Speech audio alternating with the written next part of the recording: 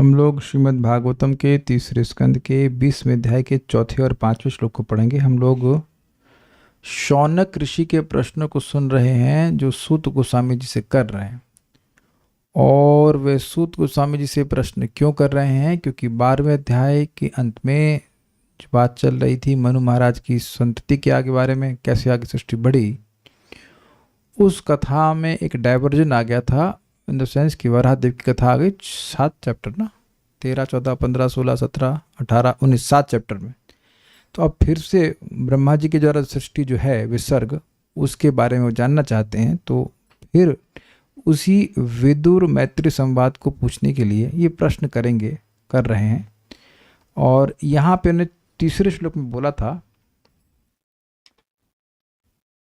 द्वैपायनादनवरो महित्वे तस्य देहजः सर्वात्मनाश्रितं कृष्णं तत्परांश्चप्यनुव्रतः। द्वैपायनाथ, द्वैपायन व्यासदेव से अनअवर, जो बिल्कुल भी न्यून नहीं थे। किसमें? महित्वे, अपनी महिमा में। तस्य देहजा, यद्यपि वह उनके पुत्र थे, देह से उत्पन्न हुए थे। सर्वात्मनाश्रितं कृष्ण, क्योंकि वह हर प्रकार से या अपने संपूर्ण मन से भगवान श्री कृष्ण का आश्रय लिए थे।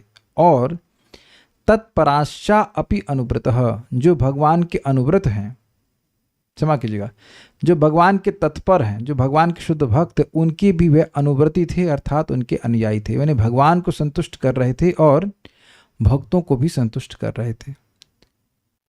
अब ऐसे विदुर जी ने कैसे प्रश्न किए, ये बात यहाँ बोल रहे हैं। ये विदुर जी भी यद्यपि राजकाज में थे, तो कुछ दूषण आ भी गया हो तो भी वह 36 साल तीर्थ भ्रमण किए, 36 साल, और एकदम अलक्षित रूप से, कोई आश्रय नहीं, कुछ नहीं। इसके बारे में आप लोग शुरुआत में सुन चुके हैं तीसरे स्कंद में। तो ऐसी सेवा करके जब वो हरिद्वार पहुंचे तो क्या प्रश्न किए? तत्व को जानने वाले सर्वश्रेष्ठ मैत्री मुनि से ये प्रश्न कर रहे हैं कि ये चौथे में प्रश्न कर रहे हैं, किमन्व पृच्छन् मैत्रेयम् विरजास्तीर्थ सेवया। किमन्व पृच्छन् मैत्रेयम् विरजास्तीर्थ सेवया। उपगम्य कुशावर्त आसीनं तत्त्ववित्तमम्। उपगम्य कुशावर्त आसीनं तत्त्ववित्तमम्। किमन्व पृच्छन् मैत्रेयं विरजास्तीर्थ सेवया। किमन्व पृच्छन् मैत्रेयं विरजास्तीर्थ सेवया। उपगम्य कुशावर्त आसीनं तत्त्ववित्तमम्। उपगम्य कुशावर्त आसीनं तत्त्ववित्तमम्। किमन्व पृच्छन् मैत्रेयं विरजास्तीर्थ सेवया। किमन्व पृच्छन् मैत्रेयं विरजास्तीर्थ सेवया। उपगम्य कुशावर्त आसीनं तत्त्ववित्तमम्। उपगम्य कुशावर्त आसीनं तत्त्ववित्तमम्। किमन्व पृच्छन् मैत्रेयं विरजास्तीर्थ सेवया। किमन्व पृच्छन् मैत्रेयं विरजास्तीर्थ सेवया। उपगम्य कुशावर्त आसीनं तत्त्ववित्तमम्। उपगम्य कुशावर्त आसीनं तत्त्ववित्तमम्। इतना क्यों गूंज रहा है? इस चश्मा हटा दीजिए, शायद चश्मा ठीक।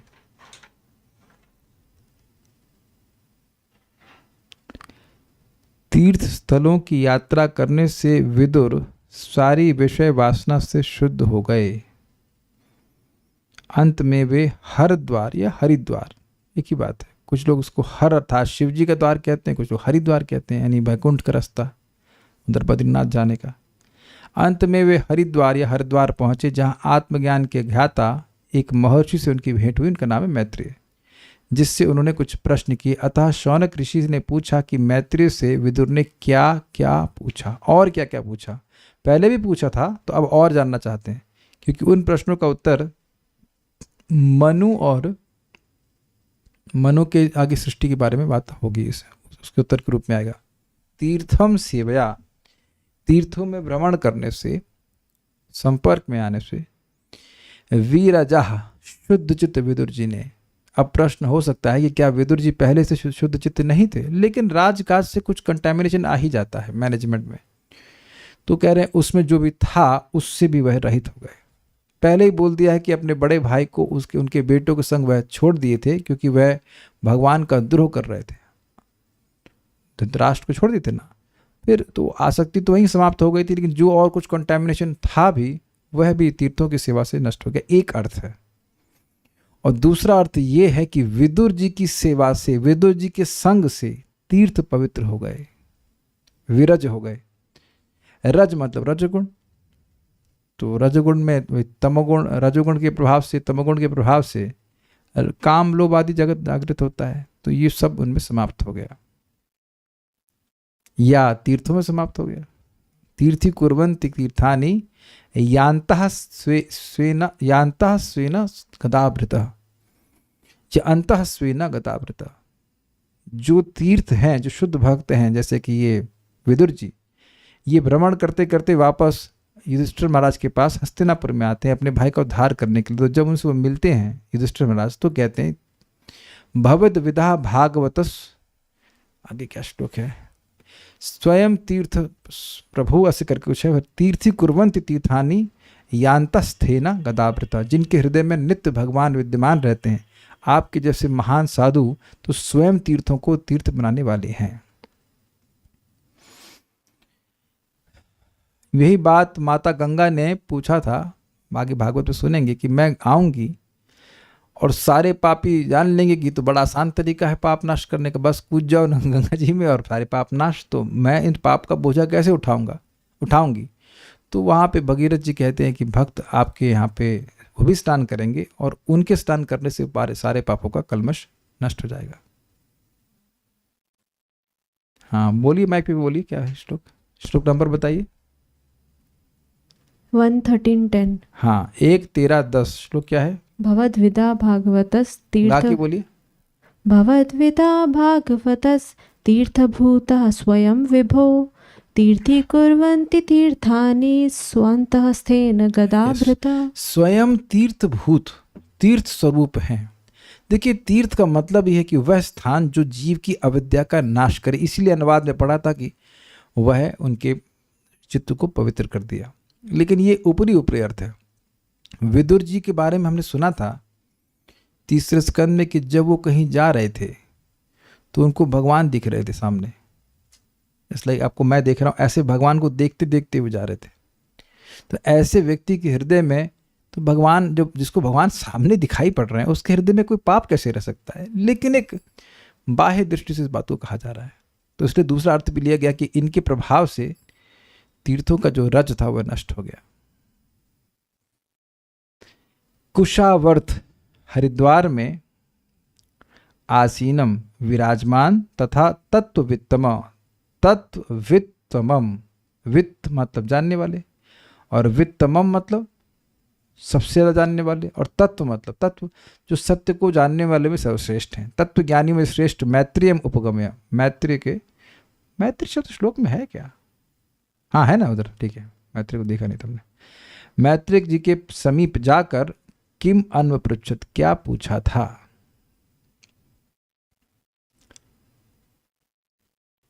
किम अन्वपृच्छन, क्या पूछा था, किससे, मैत्रेय को। किसने, विरजास तीर्थ सेवा, जो तीर्थ की सेवा के द्वारा रज से रहित हो गए थे। कब नहीं, कहाँ, तो कह रहे उपगम्य कुशावर्ता, पास जाकर कुशावर्त अर्थात हरिद्वार में। कौन वो थे, तो कहते हैं आसीनम तत्ववित्तमम, मैत्री मुनि से पूछा जो बैठे हुए थे। अब कुछ लोग, ये तो किसी को शायद ना याद होगा, लेकिन अगाध बोधम शब्द था मैत्री के लिए। अगाध बोधम, बैठे हुए थे क्योंकि उनका बोध अगाध था।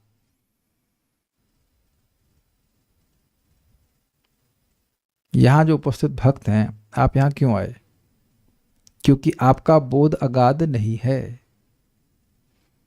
कुछ ग्रहण कर रहे हैं। मैं भी कहीं जाता हूं तो क्यों जाता हूं, क्योंकि मेरा बोध अगाध नहीं है। अब कहेंगे हम जाते नहीं, गूगल पे सर्च करते, तो गूगल पे भी बोलते ना शब्द नेट पे चलो जाके देखो, तो नेट पे भी क्यों जाते हैं, क्योंकि बोध अगाध नहीं है, असीमित नहीं है। कुछ समझ रहे हैं। अब जिसको भगवान की अनुभूति हो रही है, जो भगवान से साक्षात सुन के आए हैं, आपको याद है ना उद्धव जी को भगवान उपदेश दे रहे थे तो मैत्रेय मुनि बगल में बैठे थे, जो भगवान से सामने सुन के आ गए, उसके और क्या जानना बाकी रह गया। It's a very wonderful word, अगाध बोधम। और तो बाकी शब्द हमको याद नहीं आ रहा, बहुत सारे गुण बताए गए थे, एक शब्द हमको याद आ रहा, अगाध बोधम। शांति से बैठे थे, अब उनको कुछ जानने की इच्छा नहीं रह गई। जानने का मतलब समझ रहे हैं, जिसने यस्मिन् विज्ञाते सर्वमेव विज्ञातम भवन्ति, जिसने भगवान को जान लिया वो और क्या जानने लगे के लिए इसके बचेगा। देखिए हम लोग जानना भी क्यों कुछ चाहते हैं, क्यों जानना चाहते हैं? सुख प्राप्ति के लिए। दुख प्राप्त करने के लिए तो कुछ नहीं जानना चाहते हैं ना। तो अब जिसको भगवान की अनुभूति हो गई वह भी सुख प्राप्ति के लिए कोई जिज्ञासा करेगा? भगवान की जिज्ञासा करेगा? भगवान तो अनंत है, कितना भी जानेंगे उतना जानना बाकी रहेगा, लेकिन भगवान को छोड़कर कुछ और क्यों जानना चाहेगा? जैसे आप भोजन कर लेते हैं तो फिर भोजन की कोई जिज्ञासा नहीं रहती है। एक जिज्ञासा समाप्त होने के अर्थ में बता रहा हूँ। भगवान तो अनलिमिटेड है, भगवान की कथा को सुनना वो एक अलग चीज़ है, लेकिन दुनिया की बात में इंटरेस्टेड क्यों होगा व्यक्ति? उसको अभी भी बुद्धि है कि वहाँ को सुख मिल जाएगा, क्यूरियोसिटी है। तो ये आसीनम शब्द में मैं कह रहा हूँ कि बैठे थे अर्थात शांति से बैठे थे। क्योंकि क्यों बैठे थे? क्योंकि तत्ववेत्ता थे वो। उनके लिए हरिद्वार में कहीं और ऐसा स्थान नहीं था जहाँ के वो कुछ घूमने जाए हैं लोग, मनसा देवी और एनीवेयर, बहुत सारी चीज़ें हैं। क्या कहते हैं वो, एक नहीं वो है उड़न खटोला बैठे घूमे ये सब में कोई इंटरेस्ट नहीं है। तो ये बात है, आसीनम तत्वोत्तम, बैठे हुए थे।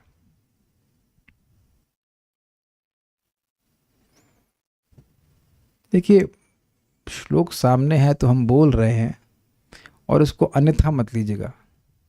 जो लोग हाफ हार्टेडली सुन रहे हैं वो इस श्लोक को सुन ही नहीं रहे हैं।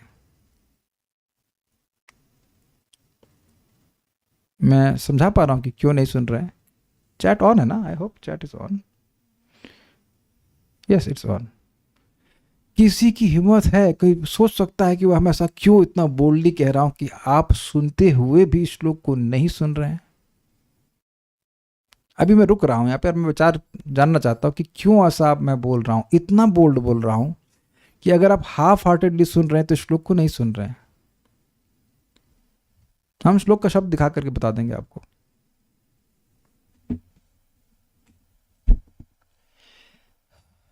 अन्वपृच्छन जिज्ञासा थी एक, दूसरा उपगम्या पास जाकर के बैठ करके सुन रहे हैं। ऐसा नहीं कि अब कुछ और काम कर रहे हैं, खाना पका रहे हैं, ये कर रहे हैं, वो कर रहे हैं, फिर सुन रहे हैं।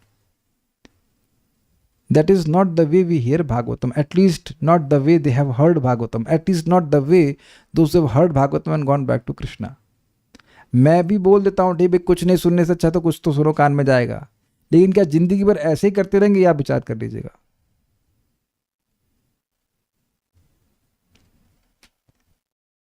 परीक्षित महाराज ने कैसे सुना? खाना बनाते हुए। रुकिए सुखदेव स्वामी, दूध, आप दूध पीते, जरा दूध में गाय का दूध निकालता हूं तब तक आप कथा सुना दीजिए।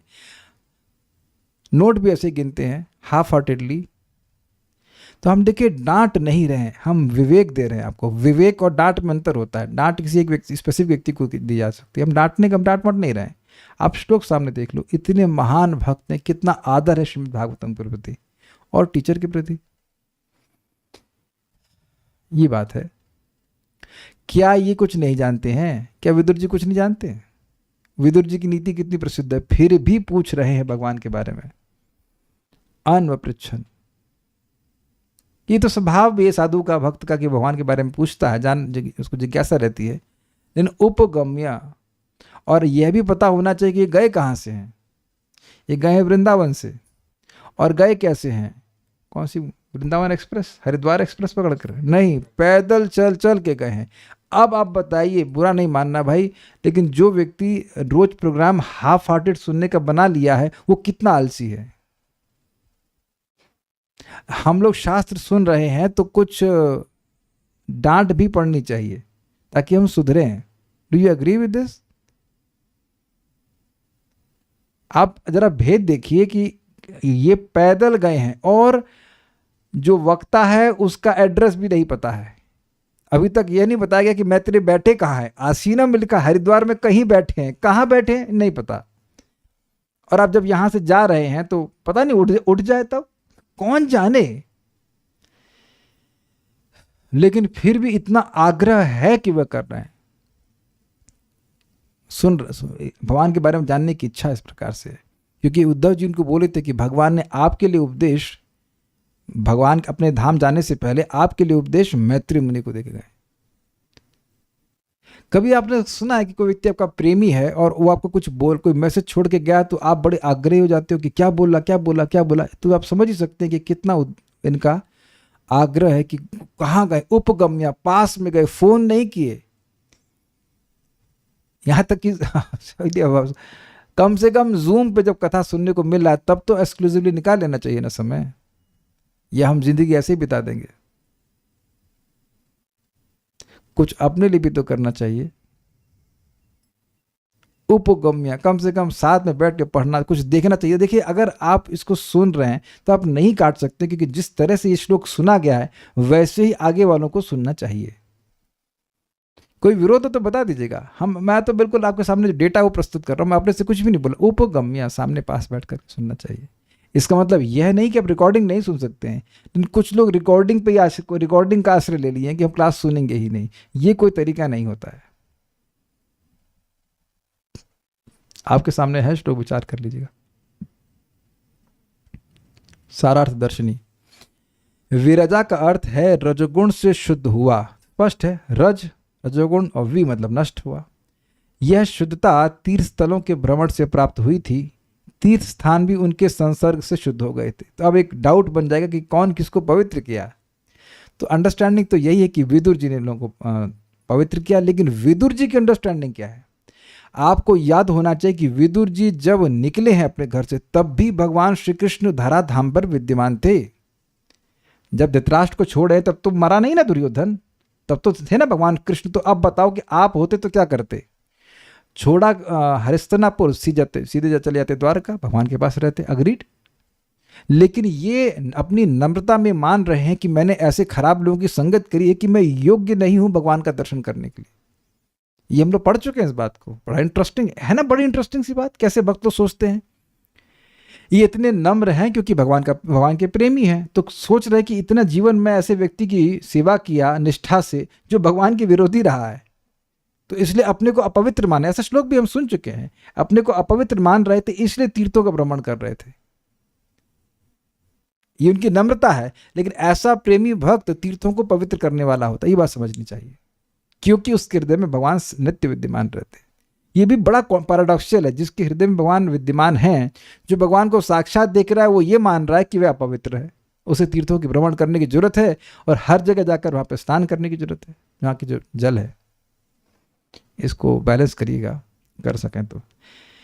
कुशावर्त हरिद्वार का नाम है। तात्पर्य, यहां पर विरजास तीर्थ सेवया शब्द विदुर के लिए प्रयुक्त है, जो तीर्थ स्थानों की यात्रा करने के कारण समस्त कल्मशों से पूरी तरह पवित्र हो चुके थे।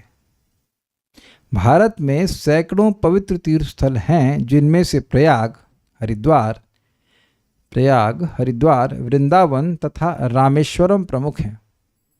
राजनीति तथा कूटनीति से भरे हुए अपने घर को त्याग कर विदुर समस्त तीर्थों की यात्रा करके पवित्र होना चाहते थे, क्योंकि ये तीर्थ इस प्रकार स्थित हैं कि यदि कोई वहां जाए तो स्वतः पवित्र हो जाता है, केवल जाने मात्र से, संपर्क मात्र से। वृंदावन के लिए तो यह विशेष रूप से सत्य है। वहां कोई भी व्यक्ति जा सकता है और यदि वह पापी भी है तो वहां तुरंत उससे आध्यात्मिक जीवन का वातावरण अनुभव होने लगता है और वह स्वतः कृष्ण तथा राधा के नामों का जप करने लगता है।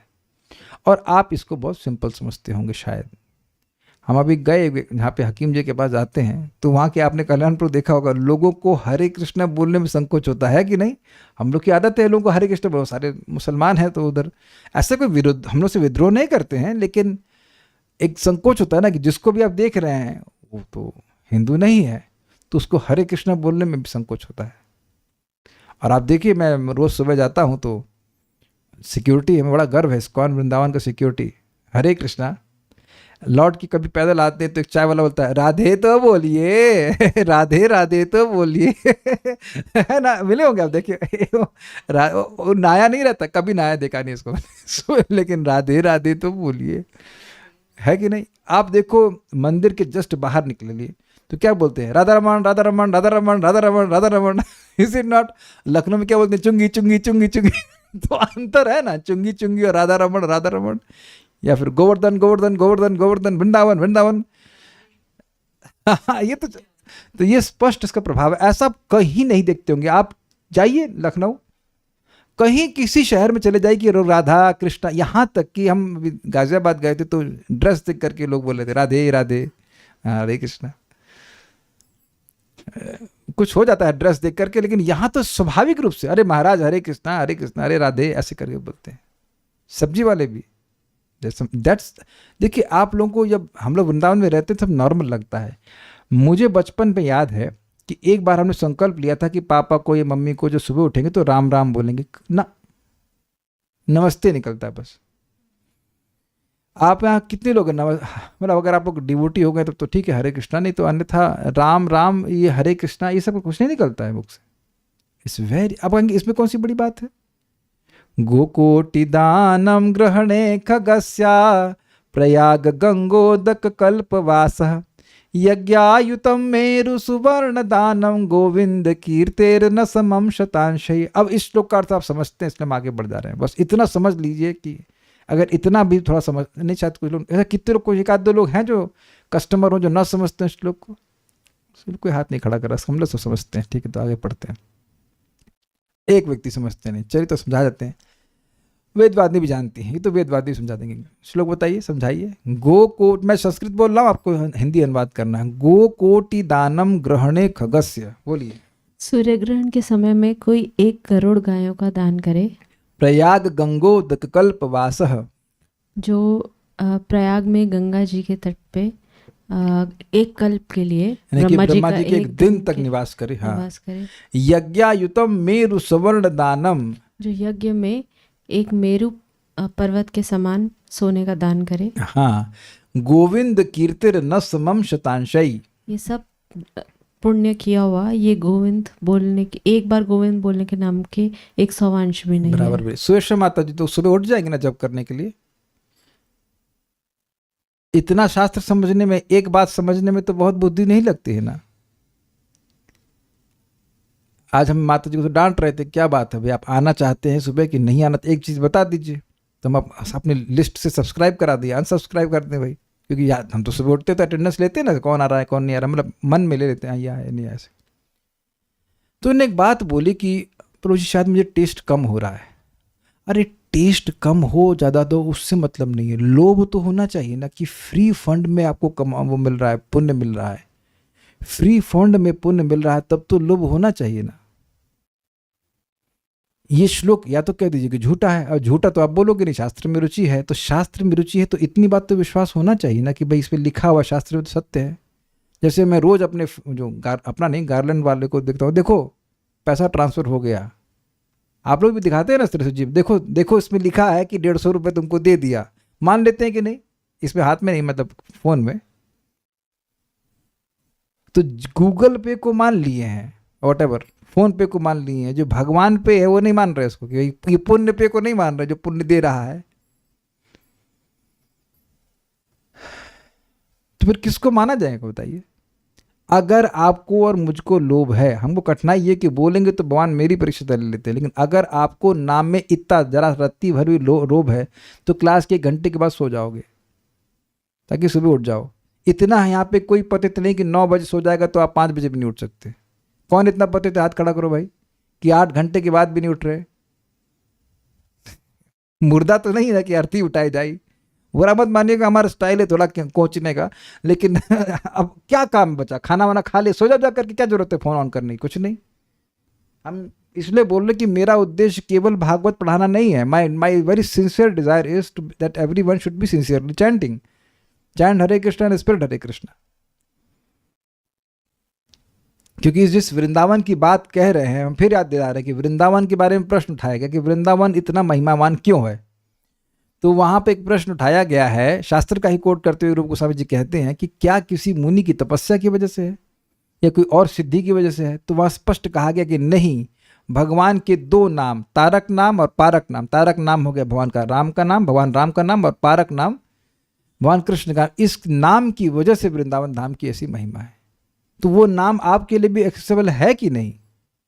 लेकिन अगर आपके लिए, मेरे लिए वो सुबह का समय एक्सेसिबल है तब, नहीं तो दिन में तो कहां माला होती है, कुछ नहीं हो पाता। तो कुछ तो शास्त्र सुनकर के लोभ होना चाहिए ना, ये बात है। ये जो मैं सारी बातें बोल रहा हूं उसका किसका लिंक क्या है? वृंदावन धाम का प्रभाव ये है कि मुख से स्वतः राधा कृष्ण का नाम आने लगता है। ये प्रभाव लिखे हैं कि नहीं लिखे हैं? Can you see the faith of Srila Prabhupada and the holy names of Krishna and Radha Rani? मेरा कर्तव्य केवल यही है कि चश्मा पहना के दिखा दूं, देखो प्रभुपाद बोल रहे हैं नाम उच्चारण के बारे में। आज भी मैं सुबह भक्तों को बता रहा था कि Prabhupada ji is not satisfied if you are not able to chant your rounds.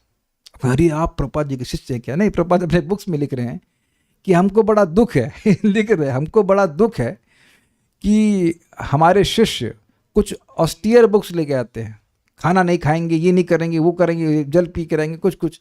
लेकिन हमको दुख इस बात का है कि हम जब देखते हैं कि वो 16 माला का जप भी नहीं कर पा रहे हैं। यानी कि ये समस्या कब से आ रही है? एटलीस्ट 40-50 साल से तो है, 50 ईयर से तो है। आप बताइए कि गुरु प्रभुपाद जी शुद्ध भक्त हैं कि नहीं? अभी तो बेवकूफ़ी वाला प्रश्न हो, तो है ही। तो काहे उनकी एंजाइटी है कि उनके शिष्य 16 माला जप करें? Because that is his mercy.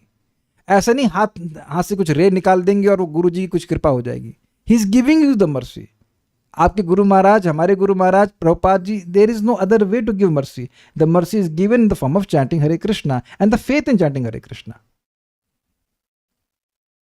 जैसे भी हम एक व्यक्ति से बात की, मेरे डाइट के बारे में बता रहे थे, हमने कहा अरे मैं सलाद खा के कैसे रहूंगा, 2 क्लास करूंगा, करता हूं। तो वो मुझसे तो उम्र में ज़्यादा है, तो थोड़ा डांट लगाए, करे अरे मैं 2 दिन फ्रूट्स खा करके संडे को 21 किलोमीटर दौड़ता हूँ, तो उससे तो आप कम परिश्रम कर रहे हैं ना। तो in this context is my teacher is telling me, inspiring me from his experience कि तुम ऐसा कर सकते हो। मैं कर अभी तक किया नहीं है, प्लान भी नहीं किया, लेकिन मैं बोल रहा हूँ कि वह अपनी शिक्षा दे रहे हैं ना।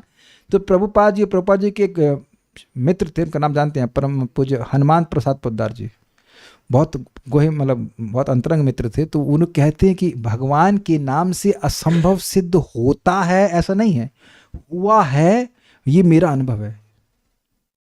You can actually meet Krishna with by chanting Hare Krishna one day. तो ये बड़े इंटरेस्टिंग है कि वृंदावन की महिमा क्या इस तरह से प्रपाद रख रहे हैं कि स्वतः पापी व्यक्ति भी राधा कृष्ण का नाम ले जपने लगेगा। आप रोज मंगल आरती जाओ और देखो कितना मंदिर कृपा कर रहा है। कम से कम मैं मानता हूँ 600 लोग या 1000 आदमी, तो रोज 1000 व्यक्ति तो आते ही हैं। कुछ उसमें रेगुलर डिवोटी हो, बाहर से भी आते हैं, कि सभी के सभी एक बार तो कृष्ण का नाम जरूर बोलते हैं। इतना सुंदर मंगल आरती होता है। हम ये केवल मंगल आरती की बात कर रहे हैं, पूरे दिन में कितने लोग, हजारों लोग नाम उच्चारण कर देते होंगे, कोई हिसाब नहीं उसका। तो ये प्रभुपाद जी की अद्भुत श्रद्धा है कि नाम मुख से फूटने लगता है। ये बहुत बड़ा भाग्य का निर्माण हो रहा है। आज भी दूसरे बात, आज डांट दिवस था, दूसरे बात को हम बहुत डांट रहे थे। हमने कहा भैया तुमको चल के जब करना कोई बात नहीं, 15 मिनट सुबह शक्ल दिखा दो कि हम समझ गए कि आप जिंदा हैं, बस उसके बाद आप चल के जब कर लो, कोई बात नहीं। I know that if you are alive today in bhakti, that's my concern. क्योंकि मैं हमेशा गलत हुआ हूं। जब भी मैं सोचता हूं कि हाँ ये भक्त दूर चला गया है, अब अच्छे से भक्ति कर रहा हूँ, बाद में रिपोर्ट आई कि नहीं वो तो मर गए या फिर बहुत ढीले पड़ गए, 11 बजे मारा खत्म हो रहा है। भैया ये सिंपल सी बात है कि शाम को अगर आप कथा सुनेंगे तो उसे ना, डिनर कर लिया तो पेट भरा हुआ है, ये डिनर मुझे कल तक की एनर्जी देगा, बस इतना ही तो खाते हैं। कितने लोग यहाँ 6 दिन के लिए खाते हैं? Please 1 second, please raise hands. Shitala Mata ji, sorry Sheetla नहीं, शीतल, आप सॉरी नॉट शीतला, शीतल माता जी, आप 6 दिन के लिए खाती हैं? नहीं ना, 1 दिन के लिए खाती हैं, कल तक की एनर्जी मिल जाए, उसमें और थोड़ा विटामिन मिल जाए तो अलग बात है। That's how it is. हमें बहुत अच्छा लगता है कि प्रभुपाद जी की बुक्स पढ़ करके नाम में खूब श्रद्धा होती है। टेस्ट जब आएगा तो आएगा, उससे मतलब नहीं है, लेकिन उत्साह बहुत मिलता है करने का। ये भगवान के धाम का प्रभाव है। और यही बात हमने परम पूज्य सच्चिदानंद महाराज से सीखी। धाम मीन्स नाउ, धाम मीन्स नाउ। आज भी घर में हमारे प्रसाद पाने के लिए भक्त आए थे, हम नाम नहीं रखेंगे, लेकिन 3 माला बाकी था, कुछ नहीं है, कह रहे कुछ नहीं करता हूँ प्रभु जी, 11 बजे 11 माला सुबह हो जाती है और 5 माला करने में 8 घंटा। तो आप समझ लीजिए कीर्तनीय सुधारी, और वो दीक्षित भी है, ब्राह्मण दीक्षित भी हैं, ये है वो है। अब देख लीजिए गति क्या है। अब ऐसा नहीं कि मैं उनसे प्रेम नहीं करता हूं, लेकिन दुख होता है, कुछ नहीं है, केवल आलस है। तो ये नेग्लेक्ट नहीं चलना चाहिए। We should not neglect the name. इसको हमने प्रत्यक्ष देखा और अनुभव किया। अच्छा, एक इंटरेस्टिंग बात यह है भी कि पापी क्या धाम आ सकता है? क्या सीखा आपने? जी हाँ, आ सकता है, क्योंकि उसके पाप धाम की शक्ति से अधिक नहीं है। ठीक है, शास्त्रों में यह संस्तुति की गई है कि सक्रिय जीवन से विरक्त होकर वानप्रस्थ आश्रम ग्रहण करके मनुष्य को तीर्थों की यात्रा करनी चाहिए, जिससे वे अपने आप को शुद्ध कर सके। कारण इस जगत में व्यक्ति गृहस्थी में फंस करके बस भगवान से विमुख होकर ही चलता रहता है। बहुत बड़ा ये अविद्या का बोझ बढ़ जाता है इसमें। तो भगवान के धाम आता है तो उसको भक्ति करने का मौका मिलता है, अपने को शुद्ध करने का मौका मिलता है। इस तरह से कह रहे हैं। विदुर ने अपने इस कर्तव्य को भली भांति निभाया और अंत में वे कुशावर्त अर्थात हरिद्वार पहुंचे, जहां मैत्रेय मुनि रह रहे थे। दूसरी महत्वपूर्ण बात यह है कि मनुष्य को तीर्थों की यात्रा केवल स्नान करने के लिए नहीं करनी चाहिए। देखिए शब्द क्या है, ये नहीं कह रहे हैं कि गंगा जी में स्नान करना ही नहीं है, केवल स्नान करने के लिए नहीं करना चाहिए। और आप देखेंगे प्रभुपाद जी को क्यों कहना पड़ा, क्योंकि प्रायः भक्त इसी भावना में रहते हैं कि हम किसी तीर्थ में जाएंगे और हम वहां पे गंगा जी में स्नान करके आएंगे या किसी सरोवर में स्नान करके आ जाएंगे। भक्त से मेरा मतलब है कि जो पुण्यात्मा लोग हैं। ऐसा नहीं कि कह रहा हूं कि कोई भी भक्त भगवान के बारे में सुनना नहीं चाहता है, ऐसा नहीं कह रहा हूं, लेकिन ये बात ध्यान देने वाली है। केवल तीर्थ बुद्धि जल में नहीं होनी चाहिए, वरन वहां पहुंचकर मैत्रेय जैसे परम ऋषियों की खोज करनी चाहिए और उनसे शिक्षा ग्रहण करनी चाहिए। अब हम आपको ऐसी बात बताएंगे ना, मजा आ जाएगा। अभी कुछ दिन पहले भक्ति विज्ञान महाराज प्रवचन करते, गंगा पूजा वाले दिन। अभी कुछ दिन पहले इस्कॉन वृंदावन में क्लास होता, अगर जो लोग अंग्रेजी समझते हैं वो सुन लीजिएगा, मस्त लेक्चर, मजा आ गया। कह रहे थे कि देखिए गंगा जी में स्नान करता है पाप नष्ट होता है, कोई दिक्कत नहीं है, लेकिन ये जो पाप नष्ट करने की बुद्धि है ये अपराध बुद्धि है। हाँ सुनिए सुनिए सुनिए, एग्जैक्टली वेदवाद ने आपने सही बोला कि पाप मैं इसलिए नष्ट करना चाहता हूं, कल्याण प्रभु कंप्लीट कीजिए, ताकि आगे पाप कर सकूं। Got it? This is very bad, this is very bad attitude. ये मुख्य रिजल्ट नहीं है, ये साइड रिजल्ट है। जैसे कोई व्यक्ति गेहूं मतलब पेड़ उगाए छाया प्राप्त करने के लिए, तो ये बेवकूफ़ी है। पेड़ उगाते हैं मान लीजिए आम का, तो फल प्राप्त करने के लिए छाया तो मिल ही जाएगी। या और भी अच्छा एग्जाम्पल परम पूज्य वृंदावन चंद्र महाराज देते हैं कि गेहूं उगाता है किस लिए? उत्तर बड़ा स्पष्ट है, गेहूं प्राप्त करने के लिए। और उसका क्या छिलका, भूसा, कोई भूसा उगाने के लिए, सॉरी भूसा प्राप्त करने के लिए कोई खेती करे तो उसे मूर्ख कहा जाएगा कि नहीं? तो गंगा स्नान करे, तीर्थ भ्रमण करे, किस लिए? अपने हृदय को शुद्ध करने के लिए। अब एक मेरा प्रश्न है कि हृदय को शुद्ध करना ये सदिच्छा है कि नहीं? ये नहीं, ऐसा नहीं, प्रश्न ये, क्या हृदय को शुद्ध करना और पापों को दूर करना ये एक ही बात है? अब मैंने प्रश्न तो ऐसे किया कि उत्तर बड़ा स्पष्ट है, लेकिन ऐसा क्यों नहीं? आप बताइए वेदवाद ने। वैसे हमारे पास कॉर्डलेस भी है, आयुष प्रभु। प्रभु जी, हृदय शुद्ध हो जाएगा तो पाप करने की जो वृत्ति है वही नष्ट हो जाएगी। Very nice and exact answer. जब हम पाप की प्रवृत्ति को ही नष्ट करना चाहते हैं तो हम सिंसियर हैं, और हम केवल पाप नष्ट करना चाहते हैं देन वी आर इनसिंसियर। तो अब आप ये बताइए, गंगा जी में स्नान कोई कर रहा है तो गंगा जी बोलेंगे कि तुम ये करो? गंगा जी बोलेंगे कि तुम पाप नष्ट करने के लिए मत करो, तुम अपने हृदय को शुद्ध करने के लिए मुझ में स्नान करो? क्या ये आपने देखा है लोगों को इस प्रकार की बुद्धि प्राप्त होते हुए? नहीं होता। अब मैं श्लोक ढूंढवाऊंगा, प्रथम स्कंद का ही है वो, सद्यः पुनाति उपस्पृष्टा स्वर्धन्यान पुनः सेवा यत पाद तीर्थ क्या यत पार्थ संश्रया श्रुता मुनया प्रशमायना, श्लोक करके है, उसको ढूंढ लीजिए।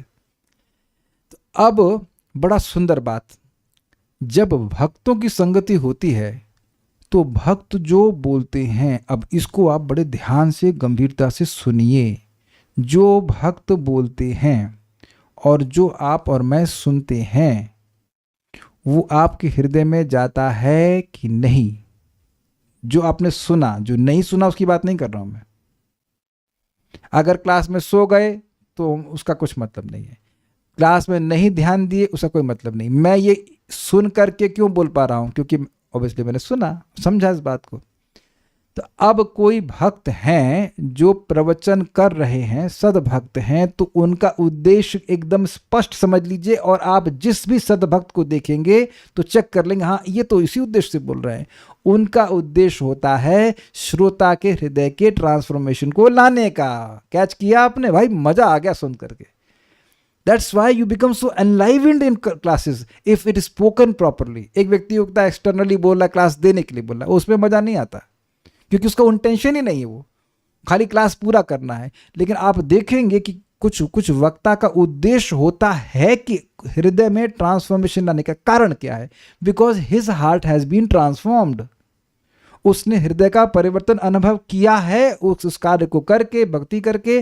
तो अब वैसा ही परिवर्तन श्रोताओं के कान के माध्यम से उनको समझा करके उनके हृदय में चाहता है। एकदम क्लियर हो रहा है कि नहीं? ऐसा गंगा जी नहीं करती हैं, कि एटलीस्ट करेंगी भी तो बहुत समय के बाद। क्या श्लोक है, मिला आपको? प्रथम स्कंद का प्रथम अध्याय का श्लोक है, यत पाद संश्रया सूता मुनयः प्रशमाया। जिनके चरण कमलों का आश्रय लेकर, सूत गोस्वामी जी, हे सूत गोस्वामी, जिनके चरणों का, जिन भगवान विष्णु के चरण कमलों का आश्रय लेकर के मुनिजन प्रशम के आयन बन जाते हैं, मतलब अत्यंत शांति के घर बन जाते हैं। और सद्य पुनत्य उपसृष्टा, तुरंत ही पवित्र करते हैं स्वरध्वन्यापनुसेवा। लेकिन जो स्वरध्वनि अर्थात गंगा जी हैं, उनका जल तो बहुत लंबे समय तक सेवन करने के बाद पवित्र करता है। तो ये देखा गया है, ले लीजिए, ये है 1.1.15। तो देखा गया है, ये आंखों से देखा गया कि गंगा जी में स्नान किए, बाहर आके बीड़ी पी रहे हैं। लेकिन यह भी देखा गया कि साधु के बगल में बैठे हैं तो शराब नहीं पीते। मैं तो साधु ड्रेस में था, अभी भी काइंड ऑफ उसी में हूँ, लेकिन एटलीस्ट सैफरन ड्रेस में था, और मैं गया था इंडोनेशिया। तो बगल में बंदा था, वो ब्राह्मण परिवार से थे, लेकिन दारू पीनी थी। तो मेरे को देखे तो संकोच कर गए, नहीं पिए। और ये देखा गया है, आप लोगों ने भी देखा, गंगा जी में स्नान करके है, बाहर ही गया तो बीड़ी पी रहा है। तो आप देखेंगे कि साधुओं की संगत से, अब हम कितने साधु हमको नहीं पता है, लेकिन ड्रेस देख कर भी लोग सम्मान कर लेते हैं, लेकिन वाणी के द्वारा बहुत बड़ी सहायता करते हैं। इसीलिए यहां बोल रहे हैं कि शिक्षा ग्रहण करनी चाहिए, नहीं तो जो मुख्य लाभ है तीर्थ भ्रमण का वो व्यर्थ हो जाता है।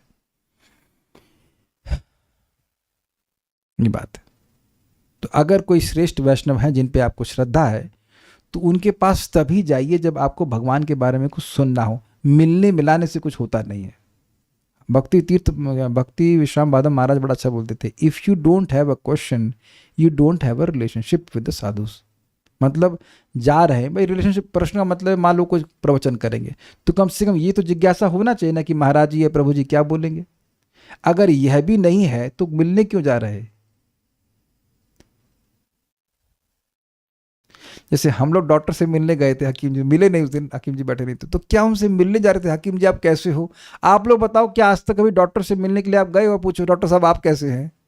ये प्रश्न कभी किए हैं? कभी इट डजंट कम ना। और लोग ऐसी बातें करने के लिए जाते हैं। उस साधु का समय भी खराब। सोचो कि उस साधु को नाम में कितनी रुचि है, कितनी टेस्ट है, उससे जाकर पूछना आप कैसे हो, आपके घुटने में दर्द है कि नहीं, तो वो और गुस्सा हो ही जाएगा ना। ये हम अच्छे से याद है, गुड़ाकेश प्रभु 2 लाख नाम जप करते हैं, तो कहते हैं ये बड़ी दिक्कत है। सामने वालों को टाइम वेस्ट करने में कोई दिक्कत नहीं है, और आके टाइम हमारा खराब करता है। If you don't have a question we don't have a relationship. और ये और मजेदार बात महाराज समझा रहे थे कि भक्तों को भगवान के बारे में बोलना अच्छा ही लगता है, तो अगर हम कानों से सेवा करते हैं तो वह उनको प्रसन्न कर देते हैं। और ये बात महाराज भी अभी बता रहे थे प्रवचन में कि जब वक्ता तभी बोल पाता जब श्रोता सुनने वाला हो।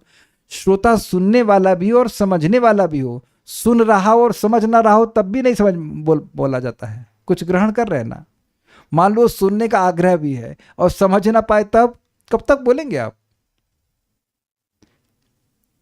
तो ये बड़ी सुंदर शिक्षा ग्रहण कर रहे हैं कि किसी भी तीर्थ में जाइए, ये चेक कर लीजिए कि क्या आपको वहां कुछ कथा सुनने को मिलेगी। किसी भी यात्रा में जाइए तो ये देख लीजिए कि क्या कथा सुनने को मिलेगी। अगर नहीं मिलेगी तो फिर मत जाइए, वेस्ट है, to the point of waste है। कुछ खास ट्रांसफॉर्मेशन होगा नहीं। और इस बात के प्रमाण कौन है? प्रमाण श्रील प्रभुपाद स्वयं है। श्रील प्रभुपाद जी गुरु महाराज यहाँ पर ब्रज मंडल परिक्रमा करा रहे थे 10,000 लोगों को, यहाँ थे कोसी में।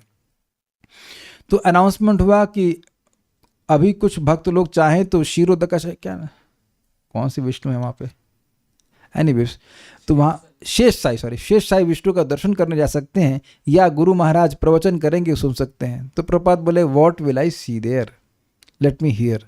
6 घंटा प्रवचन हुआ और उसमें प्रभुपाद जी बता रहे थे उन्हें कुछ समझ में नहीं आया, लेकिन उनका आग्रह बहुत था सुनने का। और इसी बात को मार्क किया गया जब प्रभुपाद जी को रिकमेंडेशन के लिए रखा गया दीक्षा के लिए, तो उनके गुरु महाराज बोले तुम्हें इसको रिकमेंड करने की जरूरत नहीं है, I have marked him, he likes to hear. तो आप समझ गए कि दीक्षा की योग्यता क्या है? भगवान के बारे में श्रवण की इच्छा। जब भगवान की श्रवण इच्छा ही रही तो काहे की दीक्षा पर, या क्या है कि कुछ भी। यदि अभी आप देखिएगा ये सब, ये भगवान की बात है जो बीच लोग प्रभुपाद अनुवाद करके बोल रहे हैं ना, इसमें तात्पर्य में ये भगवान बोले हैं। अभी मैं कोट करूंगा उसको, यदि वह ऐसा नहीं करता तो तीर्थ स्थलों में जाना समय का अपव्यय मात्र होगा। तीर्थ यात्रा परिश्रम केवल मनेर भ्रम, तीर्थ यात्रा केवल परिश्रम है, वह केवल मन का भ्रम है, वेदवाद नहीं। प्लीज आप बुरा नहीं मानना, आपसे मैं प्रश्न कर रहा हूं, आपको तीर्थ यात्रा का तीर्थ भ्रमण का शौक था कि नहीं? बताइए। था।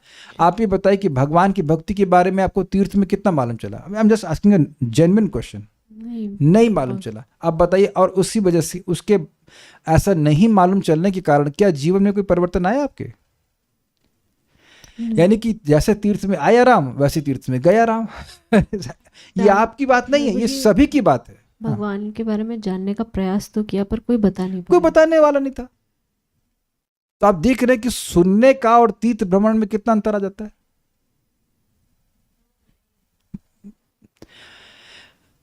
हम लोग गए भी थे हरिद्वार, हम तो क्या वैद्य जी के पास गए थे, तो एक थोड़ा सा मठ था, वहां पे गए हम लोग क्लास सुनने के लिए। तो आधे घंटे तक तो मंगलाचरण करते रहे, 10 मिनट क्लास दी, उसके बाद छोड़ दिए। सरप्राइज हमने कहा कुछ तो बोल, वी आर वेरी ईगर कि शाम का समय कुछ कथा सुनने को मिले, बड़े श्रद्धा से सुन रहे थे, है ना। ऑलमोस्ट आधे घंटे तक मंगलाचरण करते रहे, उसके बाद थोड़ा कीर्तन किए, मंगलाचरण की 10 मिनट बोले। हम ऐसा लग रहा था ना खाली पेट उठा दिया। हमने कहा 10 मिनट की क्लास तो इस कॉल में नहीं होती है ना, इसको हमने तो भर भर के लोटा पिला के खूब पिलाते हैं। ये बड़ी इंपॉर्टेंट बात है, सुनना चाहिए। हाँ, ये श्लोक क्या कह रहे हैं जरा देखिएगा, ये भगवान श्री कृष्ण का श्लोक है। क्या श्लोक है? यह तीर्थ बोले यह तीर्थ बुद्धि सलिले न कर हिचित जनेशु भिज्ञेशु सएव गोखरा। अब नेक्स्ट लाइन, लास्ट लाइन याद आ रही, पहली वाली याद नहीं आ रही, कि जो व्यक्ति तीर्थ में जाता है और हाँ, यस्यास्ति बुद्धिर कुणपे त्रिधातु के सधी कलित्रादिशु भौम इज्जति यह तीर्थ बुद्धि सलिले न कर हिचित जनेशु भिज्ञेशु स एव गोखरा। जो व्यक्ति केवल इस बैग को, कुणप मतलब बैग को, कफ वात और पित्त के बैग को ही मैं मान रहा है और इससे संबंधित परिवार के जनों को अपना मान रहा है, और जो उसकी भूमि है, भारत माता या जो भी जहां में जन्म लिया है, उसको वो पूज्य मान रहा है, और केवल जल में तीर्थ बुद्धि है, और जो अभिज्ञ लोग हैं, जो भगवान के बारे में जानते हैं, उनमें कोई तीर्थ बुद्धि नहीं है, तो स एव गोखरः। इसके 2 अर्थ बताए गए हैं। एक कि वह निश्चित ही गोखर है, मतलब गाय बैल के समान है, या वही गाय बैल है, गाय बैल नहीं है। 2 अर्थ समझे, स एव गो और खर। खर मतलब था गधा और गो मतलब गाय। वो गाय निश्चित ही गाय और बैल, गाय और गधे के समान है, या वही गाय और गधा है, गाय और गधा नहीं है। कि गाय क्यों ऐसा बोल रहे हैं? गाय गधा उस पर शोक करते होंगे कि भाई हम तो समझ नहीं सकते हैं, ये समझने के बाद भी समझ नहीं रहा है, समझने की क्षमता होने के बाद भी समझ नहीं रहा है। और ये देखेंगे कि जनरली लोगों की टेंडेंसी कथा प्रवचन में नहीं होती है, वो बस स्नान करके निकल जाते हैं वहां से। ये बलराम हॉल जो भूतपूर्व था, उसमें देखा गया, लोग आते हैं और थोड़ी देर देखते पर झाड़ करके चले जाते हैं, यहाँ क्या हो रहा है कुछ समझ नहीं आ रहा, ऐसे करके। तो अगर जाकर के कुछ भगवान के बारे में नहीं सुना है तो मक्का गए, मदीना गए, बन के आए काजी और पुरानी आदत नहीं गई, रहे पाजी के पाजी। एक सिंपल सा अभी एग्जाम्पल हुआ, देखिए कल्याण प्रभु, मैं और आप गए हकीम जी के पास, इस बार हकीम जी नहीं थे, तो सोचिए ऐसा अगर मैं पहली बार में गया होता और हकीम जी नहीं मिले होते तो मेरे जीवन में क्या परिवर्तन होता। मैं जो खा रहा था वही खा रहा होता, ना मैं कोई दवा खा रहा होता, ना कोई परिवर्तन होता। अब तो समझ में आ गया ना। वो एक तुलना कीजिए कि वो एक तीर्थ स्थान की तरह है, जो वैद्य लोग हैं मान लीजिए उस स्थान, वहाँ वैद्य से ही नहीं मिले तो वहाँ के कंपाउंडर से मिल के आ गए, या जो कुछ बड़ा अच्छी बिल्डिंग है वहाँ बड़ा कुछ सब करके आ गए, तो हुआ क्या, कुछ भी परिवर्तन नहीं आया ना। और यही हो रहा है, लोग बड़े बड़े आयोजन करते हैं, जाते हैं, लेकिन भगवान के बारे में प्रमाणिक रूप से नहीं सुनते, तो इनके जीवन में कोई परिवर्तन नहीं आता, इसलिए अपव्यय मात्र होगा।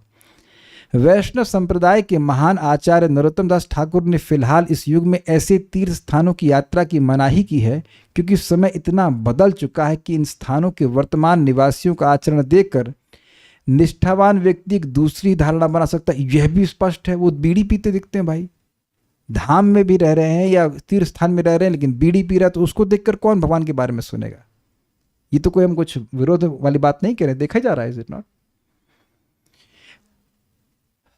कभी कभी तो आश्रमों में जाने का मौका मिल जाता है, और कभी कभी मैं गया हूँ मतलब किसी काम से किसी व्यक्ति ने भेजा किसी, और पॉलिटिक्स की चर्चा सुनता हूँ, बिल्कुल जैसे लोकल लोग होते हैं ना वैसी बात, और जो शब्द इस्तेमाल हो रहे होते वो हम इस क्लास में नहीं उपयोग कर सकते, तो एकदम संदेह हो जाता है कि ये और एकदम साधु ड्रेस, बड़ा बड़ा तिलक और सब कुछ, लेकिन अब हम शब्दों का प्रयोग नहीं कर सकते क्लास में, बिल्कुल आराम से बोल रहे होते हैं। अब अंदर उनकी क्या भक्ति है हमको नहीं कुछ पता है, लेकिन बाह्य आचरण को देख करके तो बिल्कुल अजीब सा लगता है। साधु 5-6 बैठे हैं तो भारत की पॉलिटिक्स पे क्या चर्चा करेंगे बताइए। और देखिए गुरु जी को नहीं देखते हैं लोग, चेला जी को देखते हैं। Make sense. वृत्तस्य अपराधा स्वामी न दंडा, जो जय विजय का अपराध था उसको भगवान ने अपना अपराध माना कि नहीं माना। इसका मतलब है कि जो चेला है उनकी ट्रेनिंग ही नहीं हुई ठीक से। कोई व्यक्ति आपके घर में बाहर से आता है तब तो कुछ व्यक्ति सतर्क हो जाता है ना कि कम से कम अब तो हम सोबर रहे हैं, कुछ समझा रहे हैं मैं क्या कह रहा हूं। सबके जीवन में रहता है ना कि चलो हम कितने भी छुप कर गलत काम करते हो, सामने से कोई नया व्यक्ति आएगा तब तो हम ठीक बर्ताव करें, तब भी तुम माँ बहन की गाली निकाल रहे हो, तो अब बताओ कैसा व्यक्ति आदमी, कैसे आप उससे प्रवचन सुन पाएंगे, और वो क्या क्या ही बोलेगा बताइए। हमको इसलिए क्रोध आता है इस बात पे सुन करके कि भक्त लोग इस्कॉन छोड़कर पता नहीं कहाँ कहाँ चले जाते हैं। जो इस्कॉन में ज्ञान प्राप्त हो रहा है वो कहीं नहीं मिल रहा है, कहीं नहीं, इतना सिस्टमैटिक, इतना सब कुछ बढ़िया तरीके से जो मिल रहा है ना फीस्ट, इसको त्याग करके व्यक्ति पता नहीं क्या क्या सोचता है कि कहीं अच्छा मिल जाएगा, श्रेष्ठ बन जाऊंगा। मैं तो ऐसा सोचता हूँ, सिंपल आप बताओ अगर इस्कॉन के संपर्क में नहीं आते तो क्या भक्ति स्वीकार भी करते, और अगर आप करते भी तो इतना सिस्टमैटिकली समझ पाते जैसे यहाँ पे समझाया गया है। कुछ कृतज्ञता होनी चाहिए। इसीलिए प्रभुपाद कह रहे हैं कि इस प्रकार के घूम करके भ्रमण करने के कोई फायदा है नहीं। उन्होंने संस्तुति की है कि ऐसे स्थानों में ना जाकर मनुष्य को चाहिए कि वह अपने मन को गोविंद में केंद्रित करे, इससे उसे लाभ होगा। दरअसल किसी स्थान में रहकर अपने मन को गोविंद में रमाना आध्यात्मिकता में अत्यंत प्रगति कर चुके पुरुषों का काम है, यह सामान्य पुरुषों की वश की बात नहीं है। मतलब जिस स्थान में रह रहा है वही स्थाने स्थिता श्रुतिगताम, जहां पे भी आप रह रहे हो भगवान के बारे में सुनो। अब ये बताइए कि जो व्यक्ति जहां रह रहा है वो भगवान के बारे में क्यों सुनेगा, क्योंकि उसे भगवान के प्रति प्रेम है। Simple, is damn simple, very simple. आप जहां रह रहे हैं वहां पे रह के भगवान के बारे में सुन रहे हैं तो भगवान से प्रीति नहीं हुई, और धाम जाकर भी भगवान के बारे में नहीं सुन रहे हैं तब प्रीति है। सामान्य पुरुष तो अब भी प्रयाग, मथुरा, वृंदावन तथा हरिद्वार जैसे पवित्र स्थानों की यात्रा से लाभ उठा सकते हैं।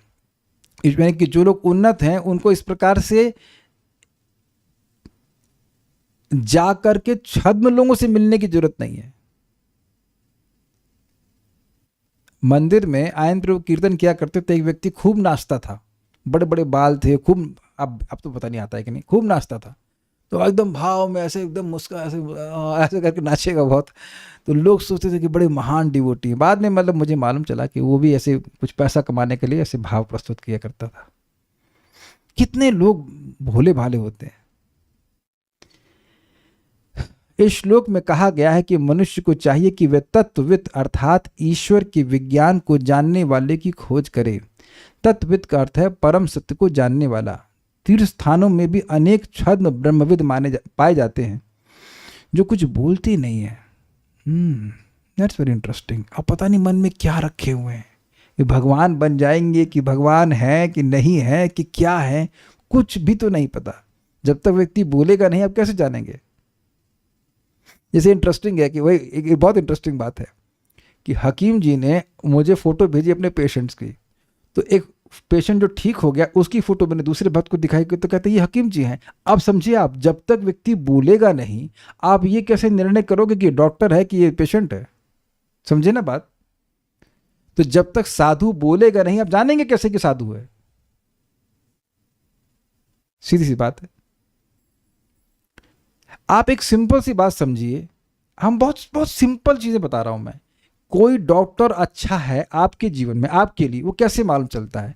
आप उसका ट्रीटमेंट लेते हो, आपको लाभ होता है। कोई ब्लाइंड फेथ की बात तो नहीं है ना।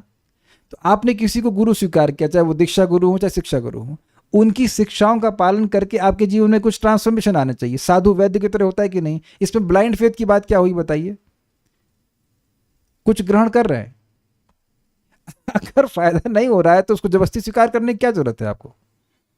अगर किसी डॉक्टर को आप जाते हो और आपको फायदा नहीं हो रहा है, आपने ठीक ठीक पालन किया, आपको फायदा नहीं हो रहा है, तो क्या वो जबरदस्ती कर रहे हैं? कहते हैं कि हमारे शिक्षा को, हमारी दवा लेते रहो? नहीं। So you are free to go, is it not? हाँ, आपने पालन किया कि नहीं किया ये अलग बात है, लेकिन जैसे बोला गया है अगर पालन किया है तो लाभ होगा। Then what's the reason to give up? तो जो छद्म ब्रह्मविद है, यानी कि जिनकी जीविका आध्यात्म है, जीवन नहीं, वह व्यक्ति आपके जीवन में परिवर्तन क्यों नहीं लेके आ सकता? क्योंकि उसका जीवन भी परिवर्तित नहीं हुआ है। वो ऐसा ही है, बीड़ी पी रहा है और जब थोड़ा क्लास में थक जाएगा, क्लास दे रहा है तो उसको पानी की जगह कुछ और चाहिए। हमने सुना एक भजन गायक थे, शायद मर गए, तो भजन से पहले उनको दारू पीनी होती थी, तब उनका मूड बनता था। और लोटे में शायद पीते होंगे, समझ गए ना? समझ रहे ना? और उनका भजन कोई तो सुने कि अरे वाह वाह वाह, तो बड़े लोटा पिला रहे हैं हमको अमृत करना, वो शराब पी के फिर हो गा रहे हो। चार उनकी 3 पत्नी, 4 या 3 पत्नी थी ऐसे। तब एकदम लोग अंधे हो जाते हैं। इसीलिए प्रभुपाद जी ग्रंथ पढ़ते रहेंगे तो कोई चीटिंग नहीं कर सकता अगर आपने ठीक ठीक समझ लिया तो। अतः मनुष्य को उपदेश ग्रहण करने के लिए, वास्तविक व्यक्ति की तलाश करने के लिए समझ होनी चाहिए, तभी विभिन्न तीर्थ स्थानों की यात्रा से लाभान्वित होने का उसका प्रयास सफल होगा। देखिए बात बहुत सिंपल है। प्रयास सफल होने का मतलब क्या है?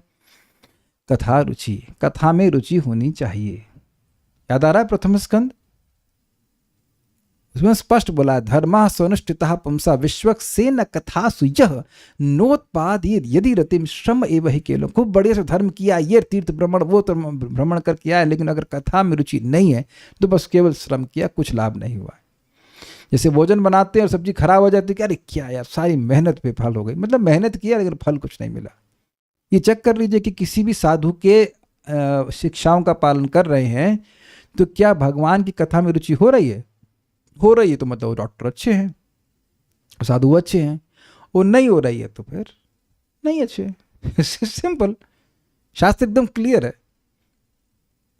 मनुष्य को समस्त कल्मशों से मुक्त होने के साथ ही साथ कृष्ण विज्ञान को जानने वाले व्यक्ति की खोज करनी होगी। कृष्ण यानी कि समझ लीजिए, अपने पापों से मुक्त होना है, हृदय को शुद्ध करना है, साथ साथ भगवान के तत्व को समझना है। भगवान के तत्व को समझने से क्या फायदा है? किसी को याद है गीता से? जन्म कर्मच में दिव्यम एवं यो वेति तत्वतः त्यक्त्वा देहम पुनर्जन्म नैति मामेति सुअर्जुना। मुक्त होने के लिए, जन्म मृत्यु से बाहर आने के लिए कुछ मेहनत नहीं करनी है, जस्ट भगवान की बात को समझना है। और समझ में आती है अगर ठीक ठीक समझाई जाए तो। ईजी है, डैम ईजी है, लेकिन सीधी सीधी बात समझानी चाहिए, घुमा करके नहीं।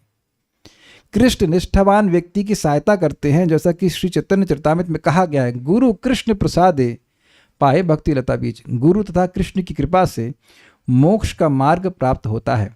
यदि कोई निष्ठा से आध्यात्मिक मोक्ष चाहता है तो प्रत्येक हृदय में स्थित श्री कृष्ण उसे बुद्धि प्रदान करते हैं कि वह उपयुक्त गुरु खोज निकाले।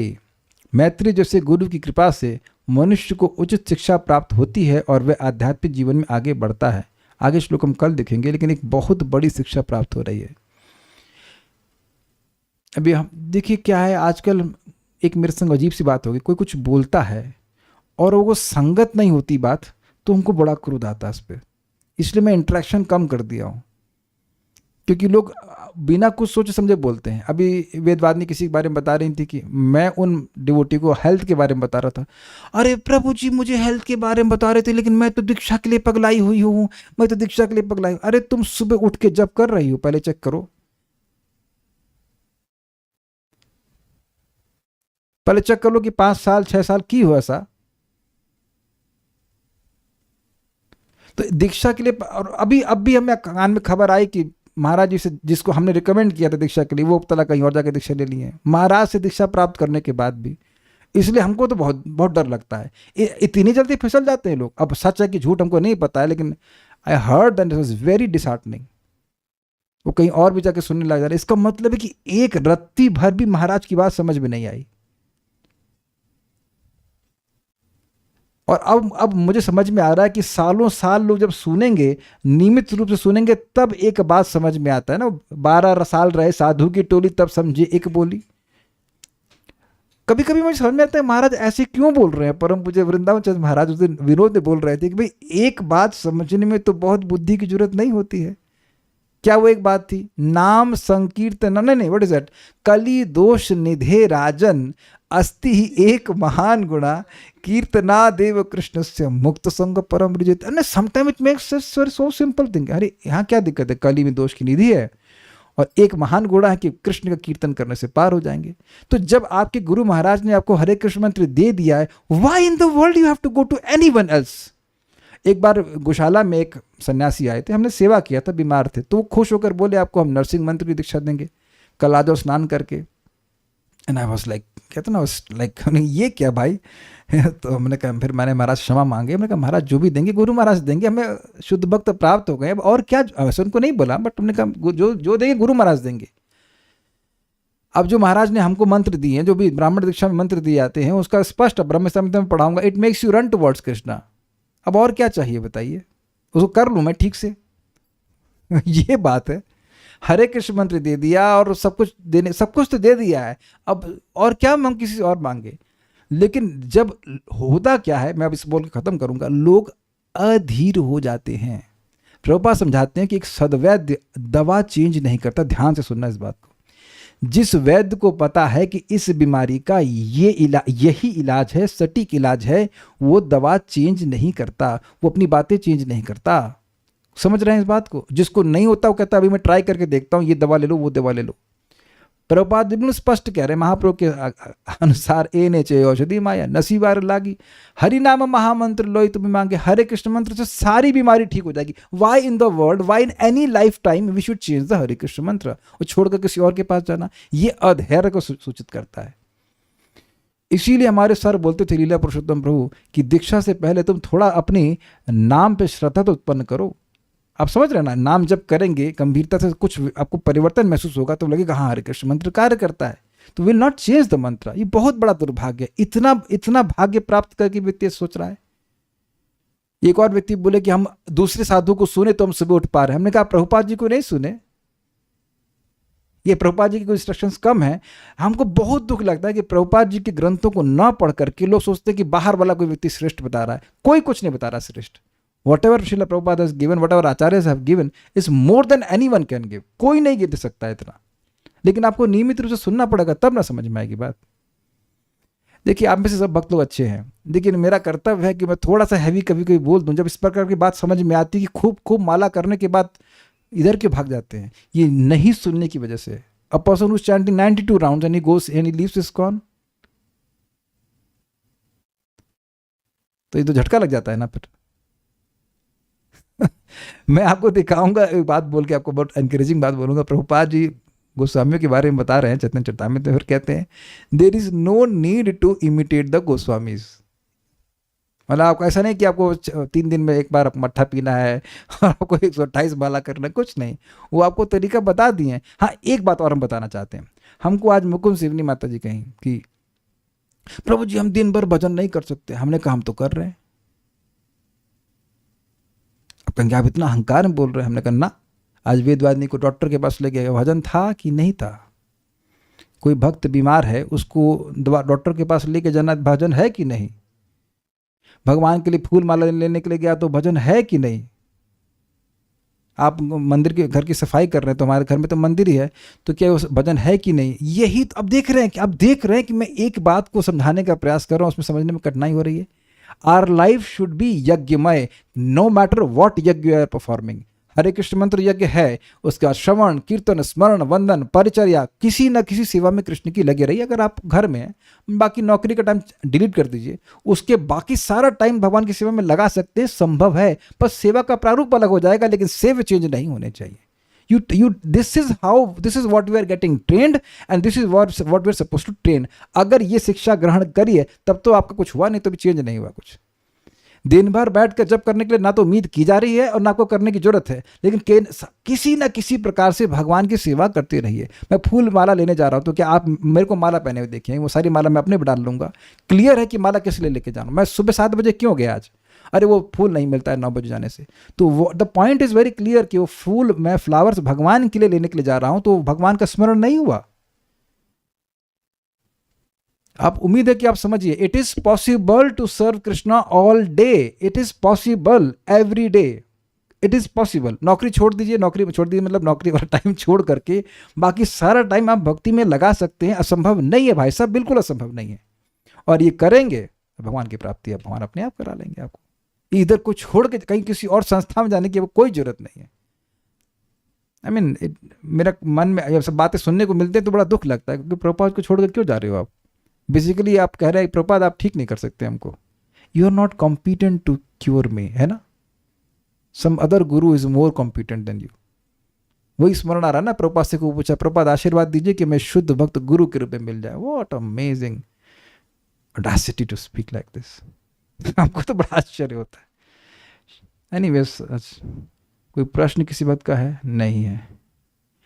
जटा है लेकिन अप्लाई नहीं करते, जाता है पता नहीं क्या। ठीक है, विल स्टॉप नाउ। तो हमने बहुत बड़ी शिक्षा ग्रहण करी है कि जब हम जब जाएं किसी भी तीर्थ स्थान में तो भगवान के बारे में सुनना चाहिए। एक और लास्ट बात बोल के रुक जाऊंगा। कई बार भक्त लोग कहते हैं पूरी ले चलिए। अब हमारे सामने समस्या ये कि हमें वहाँ के पास टाइम्स याद नहीं है। कुछ कुछ याद है तो पूरा याद नहीं, और मायापुर का तो कुछ भी हमको पता नहीं है, तो इसलिए हम उसमें कमज़ोर हैं। सामने में पहलवान हम नहीं है, हमको नहीं पता। आप लोग किसी को भी जाना हो यात्रा में तो मायापुर टेम्पल की तरफ से वो 7 दिन की परिक्रमा होती है आई थिंक, उसमें वो खूब लीला सुनाते हैं, तो उसमें जाना चाहिए। कोई भक्त लोग बड़े भक्त लेके जाएं आपको तो उसमें जाइए। हमको उसमें विषय मतलब पॉइंट ये कि यात्रा में जा रहे हैं तो भगवान के बारे में सुनना चाहिए, ये चीज़ रहती है। ठीक है, will stop now. Shrimad Bhagavatam की जय, श्रील प्रभुपाद की जय, निताय गौर प्रेमानंदे।